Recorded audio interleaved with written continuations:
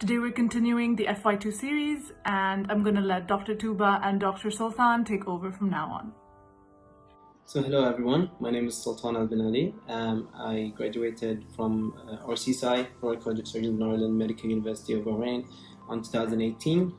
Hey everyone, my name is Dr. Tuba Khan. I am a graduate from RCSI, Royal College of Surgeons Ireland in Bahrain, class of 2018. So the interview is divided into 3 parts. The first one is about you, so that's your CV. So when you're uploading your documents, make sure that your CV is very thorough in terms of recording all your exams, any research, audits, quality improvement projects, electives, observerships that you've done. They will especially choose to focus any gaps that you have in your clinical practice from the moment of graduation to the moment of application. So be ready to talk about your CV in a very concise manner, and you are graded. That's the first part. If you're graded out of 10 points for that. So my interview, basically, it was a 20 minutes interview, and I was interviewed by this doctor, I forgot her name. She was a GP, and she was really nice actually. We started the interview like introduce yourself, tell us more about yourself, about your career, how far, like what did you do in your life basically. And I told her I've only been in the medical career for years, I haven't done much. But what they do care about in your CV is that they care about teaching a lot. So if you're giving lectures, if you were a tutor in the university, do mention that. If you are in a university hospital like mine and get medical students, do mention that. So I was a coordinator for multiple exams, different universities. I mentioned that, and I think they did appreciate it. As well as for your research and papers, they really care if your for example, case study was published in a peer-reviewed journal. They actually ask you, is it a peer-reviewed journal? And if it's not a peer-reviewed journal, they don't really care as much, but they do appreciate that you have a paper. But they really appreciate peer-reviewed journals that are published.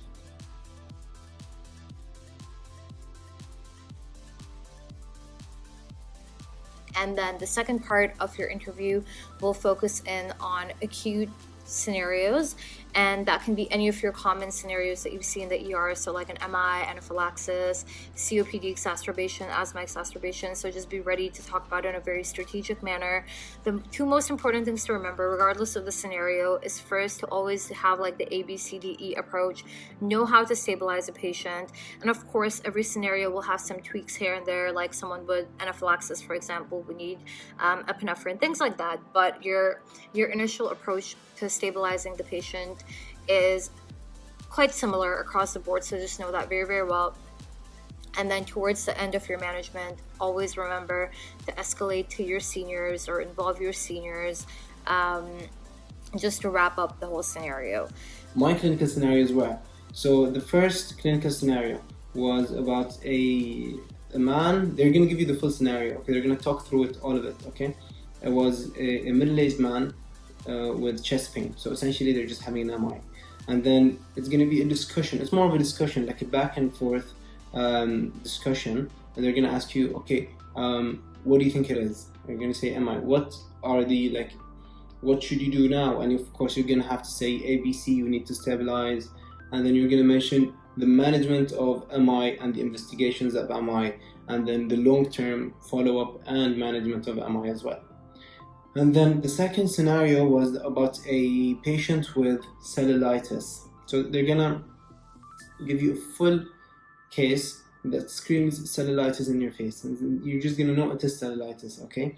And then he was given an antibiotic, he was admitted to the ward, given an antibiotic, and then later on developed shortness of breath, wheezing, lip swelling. The man is having an anaphylaxis, and you're the attending doctor in the ward. So what should you do? And then you're going to have to walk through the process of how to manage an anaphylaxis. You know, we're going to talk about the adrenaline. We're going to talk about everything. Like which book is it? It's called the handbook, Oxford Handbook.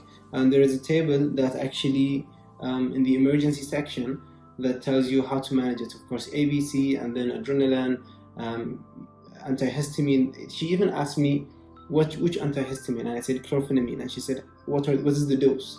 And because I've been doing pediatrics a lot, the adult dose didn't really pop up in my mind, even though it's easy, it's just 10 milligram or so. But because I've been doing I've been doing pediatrics for quite a while, and everything is like how many per kg, and so I said 10 milligram, and she's like, yes, correct, but you shouldn't be doubtful.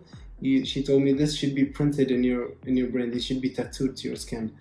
And even though I answered correctly, she gave me the impression that you shouldn't hesitate. This is something that should just come through your mind. And I told her, I'm sorry, I've been doing pediatrics for quite a while. Adult doses don't really, come to mind really quickly. I will learn it, I'm sorry. But yeah, so the third scenario was about a patient. It's like two elder people, and the husband has, the wife has Alzheimer's, and when they come to the clinic, you notice bruising on the body of the husband, which is the healthy basically, like he's healthy, and the wife has Alzheimer's. So she then asks you about what should you do next and who should you speak with. And of course you should get the social worker involved, you should get different people involved. This actually I could not answer perfectly because there's a lot of other areas that we don't have in Bahrain, and I told her we should get the social worker, and then she kept asking me which, okay, social worker, but who exactly? And I actually told her I don't know, like, who do you refer to in the UK, but we refer to this and that in Bahrain. So then she actually told me the answer, and she told me like she understands that I am not in the UK and I don't know. And then again, this is what I'm telling you, if you go to the UK like 4 years after finishing med school, and then you go and you get this abuse case, and you're like, okay, you know what, let's just do this and that as I would in my home country. And then if you miss an abuse case, this can bite you back and say, for example, they can take legal action that why did this doctor did not take any action when he knew this was a clear abuse case. So again, that's what I'm telling you. People get in trouble because of medical legal issues, and I feel like foundation year is a great way to tackle this obstacle. So the third part is an ethical scenario.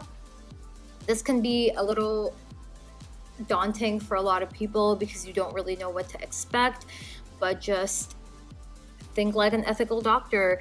Always respect the patient and their wishes, autonomy, non-maleficence, beneficence, things like that. So you need to just keep all of these principles of ethics in mind while dealing with the patient. Never discharge anyone until they are medically fit. If someone is elderly and you feel like there's a chance that they might have abuse done to them, then always involve like social services, get involved in terms of that.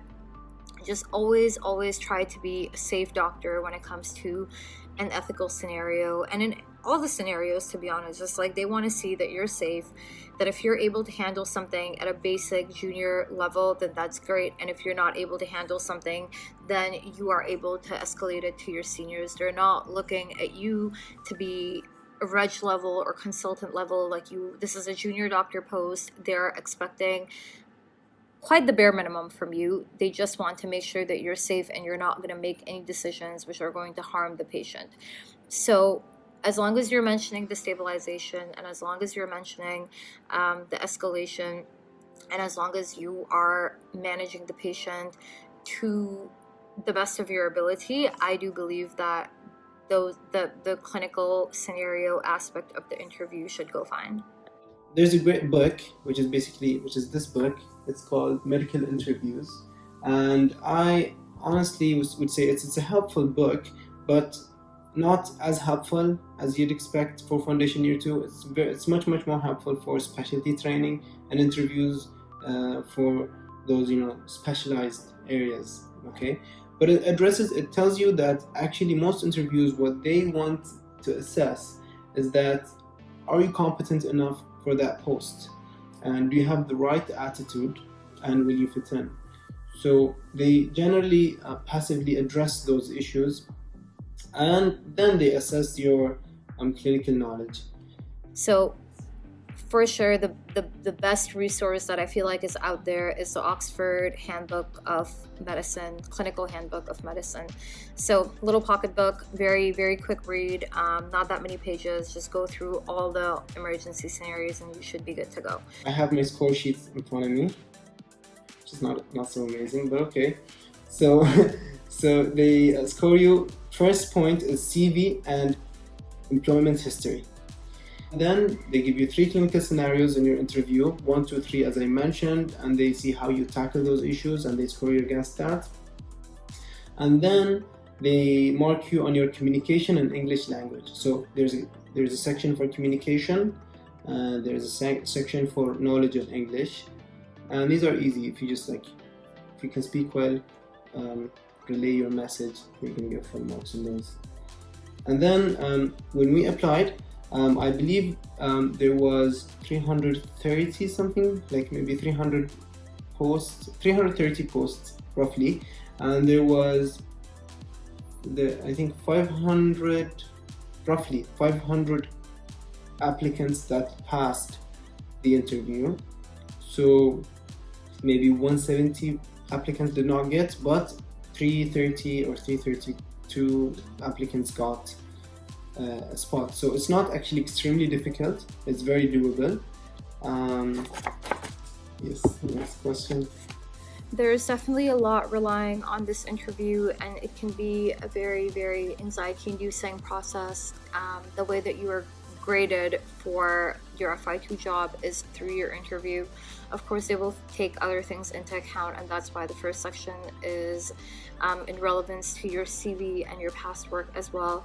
But it is very, very important that you perform well on this interview in order to score a high enough mark and the rank that you want, and then the jobs will be distributed according to that. Please subscribe, like, and share this video with your friends if you thought it was helpful, and I'll see you in the next video.